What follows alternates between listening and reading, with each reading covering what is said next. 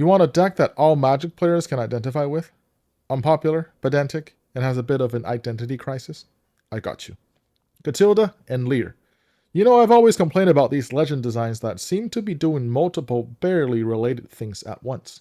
Barely being the key word here because once in a while you find the point of intersection between those effects and you strike gold. Persistent petitioners, human.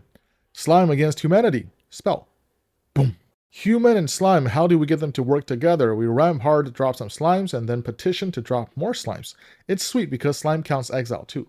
Pretty quickly you'll be dropping game-ending threats with just a few casts.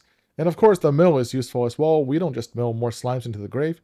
There are also a ton of other spells that are sweet for flash and pack, from ramp to card draw.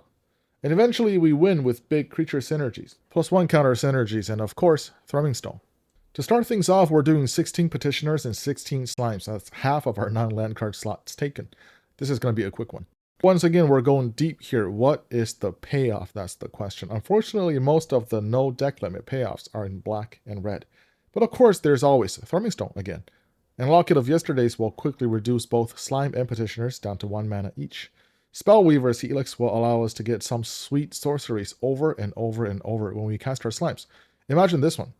Might as well wave your entire playgroup goodbye because you will never be invited back again. But it's worth it. Aside from that, we're going heavy on counters and large creature synergy. But let's go by utility. Ramp, Kodama of the West Tree is the standout here. Should be able to quickly get our basics onto the field.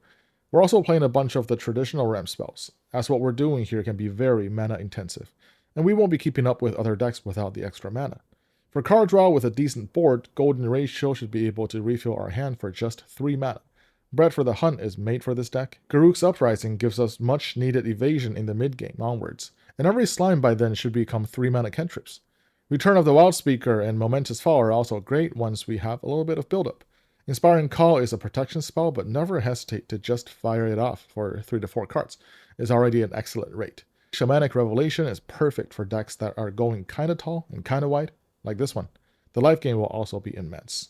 Lastly, Tezzera's Gambit for some draw smoothing and proliferation. For other utility, of course, Doubling Season does wonders here, doubling the number of tokens and their power. Curse of the Ransacked Lab for reducing mana cost, and with the help of that, unlocking it with 4 spells is very doable. Another great cost reduction spell is the Earth Crystal. It not only works well with our slimes, but also doubles the counters. Seems perfect here. Heroic Intervention for just 1 more piece of protection, and of course, Simic Ascendancy. Yeah, let's be honest, this is not the best card, but 1 win with this counts as 2, maybe 3, depending on your house rules. I don't usually play Wonder, but we're doing a lot of self-mill here, and Flying Slimes just seems like nightmare fuel. And for board wipes, we are playing the most synergistic ones, Wave Goodbye, of course, but there's also Damning Verdict. Austere Command is also great here because oftentimes you can just choose to wipe large creatures and protect your entire board. Now for lands, we are going really heavy on MDFC spells because I mean, if you draw them, they're lands, but if you mill them, you can always flash them back with your petitioners.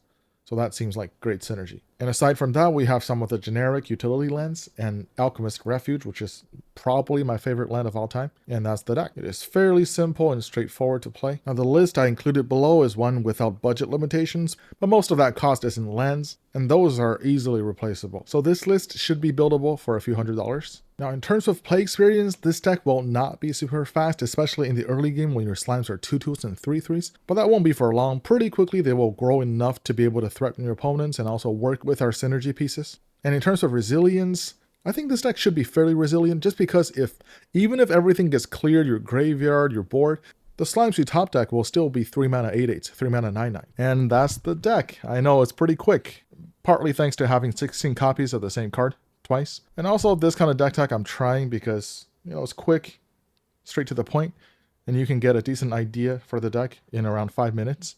And please let me know if this is the kind of content you like and subscribe to not miss future videos. And I'll see you.